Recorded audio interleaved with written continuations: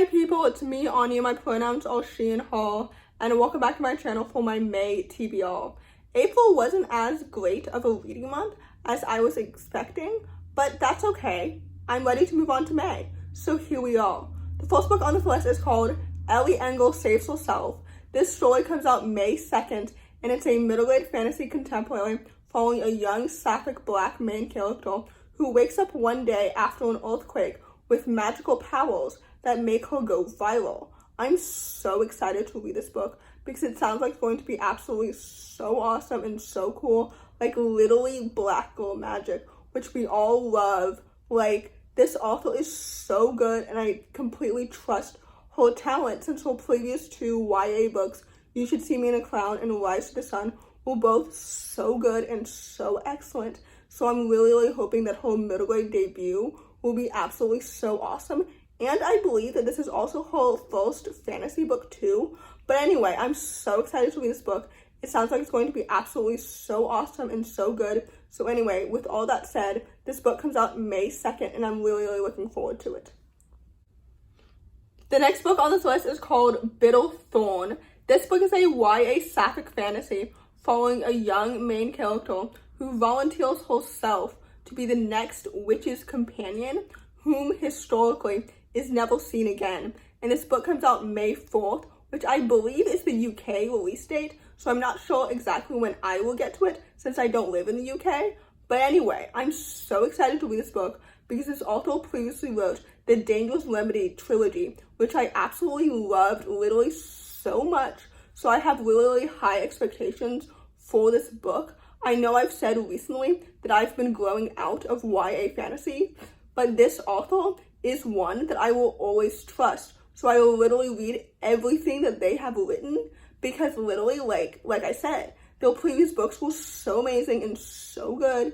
So anyway, I'm really hoping that this book will be absolutely so amazing in literally every single element, but especially like the sapphic sexuality representation as well as the excellent world building. Like, those were the two main reasons as to why I absolutely loved the Dangerous Remedy trilogy, as well as like the well-developed characters. But anyway, overall, this book comes out May 4th and I'm so excited to read it. The next book on this list is called You Don't Have a Shot. This book comes out May 9th and it's a YA contemporary following two sapphic rival soccer players. And it talks about grief and loss and legacy and culture. And like, I'm so excited for this book. Like, it's going to be so good and so awesome. And it's definitely going to be just as good as everyone else says or thinks it's going to be. You know what I mean? If you didn't know, this author previously wrote Ophelia After All, which was one of my favorite books of last year. I cried like 4 different times. So naturally, like, I'm so excited for this book. Typically, I don't enjoy Rivals to Levels or sports romances, but literally, like, I trust this author so much. Her last book was amazing and so excellent and so emotional, so I'm excited to read another, like, sapphic emotional story. Anyway, this book sounds like it's going to be so awesome and so amazing. So anyway, like I said, this book comes out May 9th, and I'm really looking forward to it. The next book on this list is called Ruby Lost and Found. This book comes out May 16th, and I'm so excited to read it. Literally, this book is one of my most anticipated releases of the literal entire year, and I'm so excited for it. It's a middle-aged contemporary following a young Asian main character, and it's about finding yourself after losing yourself, if that makes any sense. Like, I'm so excited for this book. Typically, I wouldn't add that this book is one of my most anticipated releases of the literal entire year because in previous monthly TBRs, like, I've DNF'd some of those books. But with this one specifically, like, I've heard nothing but amazing things about this book. So I completely trust that this book will be as good as everyone else has been saying, especially since the author previously wrote Clues to the Universe, which was one of my almost favorites of 2021, and it was so good. So anyway, I'm so excited to read this book. It sounds like it's going to be absolutely so amazing and so excellent in literally every single element. So anyway, all that to say, this book comes out May 16th, and I'm really looking forward to it. The next book on this list is called The Witch of Woodland. This book is a middle-grade contemporary fantasy, if I'm not mistaken, following a young Jewish main character who's trying to find her place in the world, and it comes out May 16th. I'm so excited to read this book because, first of all, the synopsis just sounds like it fits that cozy, atmospheric, whimsical fantasy mood that I literally love so much. Second of all, I've read books before by this author, and literally the majority of them have been absolutely so good. Third of all, I'm always trying to diversify the books that I read, and the fact that the main character is Jewish, like, I'm so excited to read, like, a Jewish fantasy again. You know what I mean? Anyway, I'm, like, so excited to read, like, more about that culture and that history and whatnot. So anyway, the point is, this book sounds like it's going to be so good and so amazing and so excellent, and I'm really looking forward to it. So with that said, I have really, really high expectations. So this book comes out May 16th. The next book on this list is called Painted Devils. This book is a YA fantasy sequel to Little Thieves, which I absolutely loved when I read it at the top of this year.